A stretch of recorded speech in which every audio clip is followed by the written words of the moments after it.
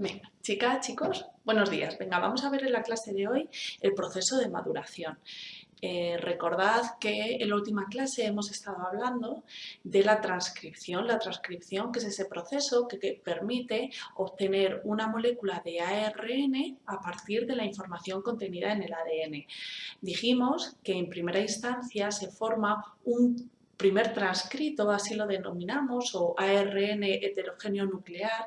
Estamos hablando en el caso de los eucariotas, recordad, y decíamos que este primer transcrito tiene que sufrir un proceso de maduración antes de salir del núcleo. Así que el proceso de maduración que vamos a estudiar a continuación es un proceso que se produce en células eucariotas, es un proceso post-transcripcional, es decir, se produce después de la transcripción y se produce antes de que el ARN salga del núcleo. ¿Bien? Bueno, venga, yo os recuerdo cosas que ya sabéis.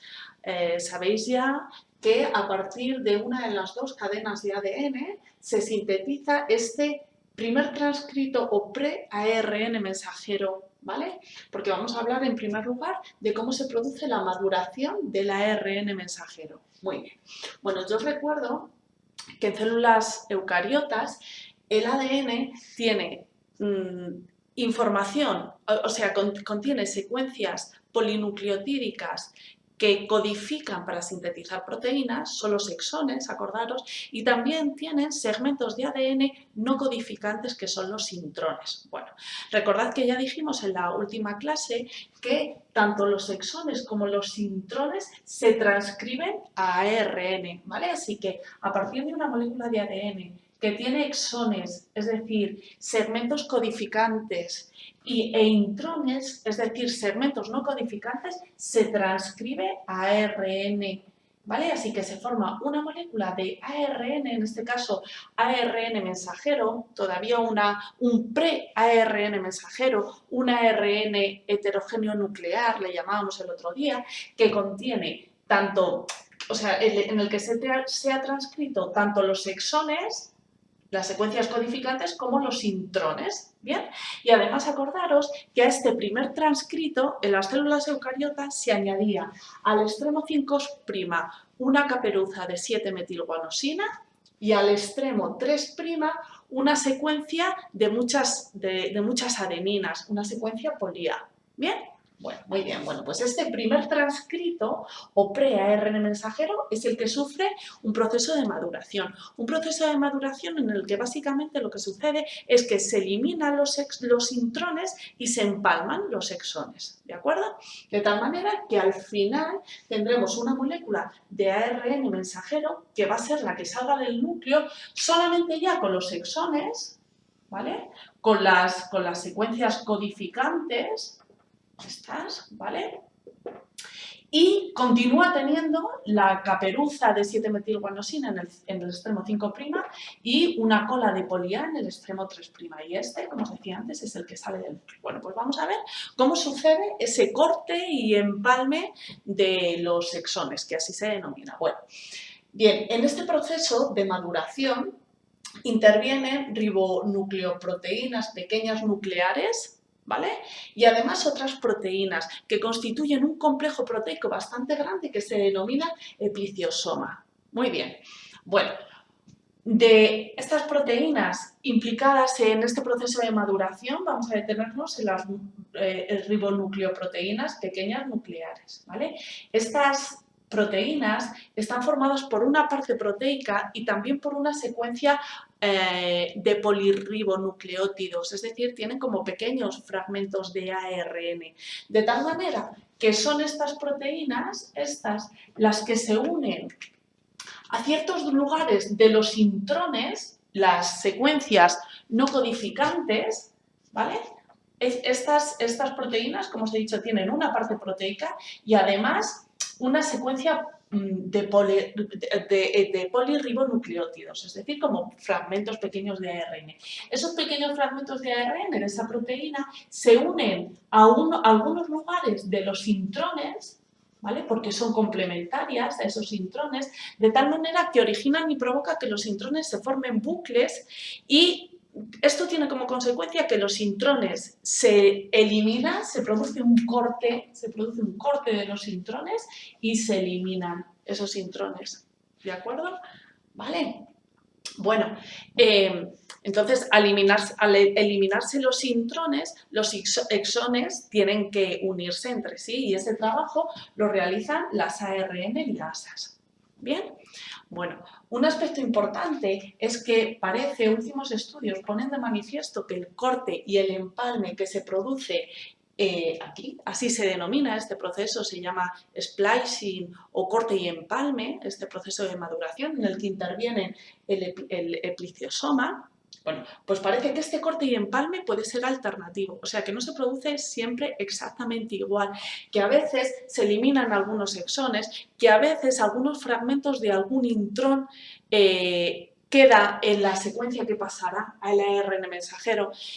Bueno, pueden suceder diferentes cosas, pero lo importante es que parece que este corte y empalme no se hace siempre de la misma manera, de tal manera que a partir de un solo gen se pueden formar, se calcula que aproximadamente, bueno, depende del gen, pero muchas variantes proteicas, ¿vale?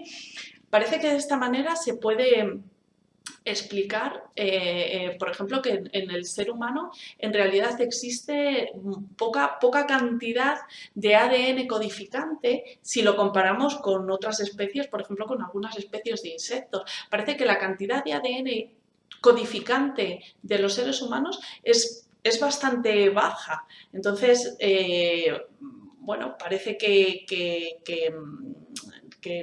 puede ser bastante baja, entre otras cosas, porque el corte y empalme puede ser alternativo y a partir de un gen se pueden formar muchas variantes proteicas, ¿vale? Bueno, bien, entonces espero que hayáis entendido este proceso de maduración en el que básicamente lo que existe es un corte y empalme de este pre-ARN mensajero, ¿vale? Bueno, bien deciros. Hemos visto el proceso de maduración del ARN mensajero. Deciros que el ARN transferente y el ARN ribosómico en los organismos eucariotas también sufre un proceso de maduración. En el caso de los ARN transferentes, básicamente lo que sucede es una metilación y una hidroxilación u otros procesos, fundamentalmente estos dos, de algunas bases nitrogenadas. El ARN transferente se caracteriza porque muchas de sus bases nitrogenadas están metiladas o están hidroxiladas, ¿vale? Entonces, esa metilación, esa hidroxilación se produce aquí, en este proceso de maduración. Y además, en el proceso de maduración del ARN transferente, al extremo 3' de todos los ARN transferentes se une ese triplete. Ya veremos cuando estudiemos cómo se produce la traducción del mensaje genético, como una de las cosas que caracteriza a los ARN transferentes es la presencia de este triplete de citosina, citosina, timina en su extremo 3'. ¿Bien? Bueno, también el ARN ribosómico sufre un proceso de maduración en los organismos eucarióticos. Acordaros que el ADN que contiene la información necesaria para sintetizar ARN ribosómico se denominaba organizador nucleolar, ¿os acordáis? Además se localizaba en el nucleolo y además se localizaba en un lugar concreto de algunos cromosomas. ¿Bien? Bueno. Deciros que el proceso de maduración de este ARN ribosómico es un proceso bastante complejo, pero nos sirve con saber que pasa por la fragmentación de ese pre-ARN ribosómico, ¿vale? Primero se forma una molécula bastante grande que después es fragmentada antes de ejercer su función, ¿vale? Muy bien. Vale, una cosa más es que en procariotas no existe un proceso de maduración post-traduccional. Lo único que sucede en los procariotas es que el ARN transferente y el ARN ribosómico se fragmenta, ¿vale? Pero no existe un proceso de maduración similar ni comparable al que hemos visto en células eucariotas. Bueno, esta es una de las diferencias que existen entre la transcripción de las células procariotas y de las células eucariotas. Una de ellas, acabamos de decir, es que el proceso, este primer transcrito En el caso de los organismos eucariotas sufre un proceso de maduración y no sucede en los organismos procariotas. Sabemos otras diferencias entre la transcripción entre procariotas y eucariotas porque lo hemos ido viendo en la anterior clase. De todas maneras, vamos a repasarlo juntos, ¿vale? Para que quede claro. Venga, vamos a recordar entonces juntos cosas que ya sabéis, que son las diferencias en la transcripción entre células eucariotas y células procariotas. Bueno, la primera, muy evidente, que la transcripción se produce en eucariotas en el núcleo, en procariotas en el citoplasma. Otra de la que ya hemos hablado en anteriores vídeos, la transcripción en eucariotas o en la transcripción en eucariotas participan 3 ARN polimerasas, solamente una en los procariotas. También acordaros, la señal de finalización en células eucariotas y en células procariotas será diferente. ¿Bien? Y además, el primer transcrito en células eucariotas, lo que hemos llamado ARN heterogéneo nuclear, en el caso de que sea ARN premensajero o pre-ARN mensajero, se le añade una caperuza de 7-metilguanosina en el extremo 5' y una cola de muchas adeninas en el extremo 3'. ¿Bien?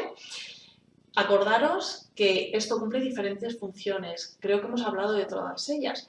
Parece que protegen a la molécula de ARN mensajero. Parece también que facilitan el paso del ARN mensajero desde el núcleo hasta el citoplasma y también facilitan la unión de los ribosomas a esta molécula. ¿De acuerdo? Bueno, este primer transcrito, en el caso de las eucariotas, sufre un proceso de maduración que no existe en células procariotas. ¿Bien? Y además, otra diferencia es que se forma, después de este proceso de maduración en células eucariotas, se forma un ARN mensajero que generalmente codifica solamente para una proteína. ¿Vale? En el caso de los eucariotas, una molécula de ARN mensajero, de las que van a ir al citoplasma, lleva información para sintetizar una sola proteína. En el caso de las células procariotas, una molécula de ARN mensajero tiene información para sintetizar varias proteínas. ¿Vale? Bueno, pues nada, esto ha sido todo, ¿vale? Por hoy. Bueno, espero que se haya visto la pizarra un poco mejor, que me hayáis oído un poco mejor. Vamos a intentar ir mejorando los vídeos. Ya me comentáis y si tenéis dudas, como siempre, me las hacéis llegar, ¿de acuerdo? Feliz estudio, que vaya bien.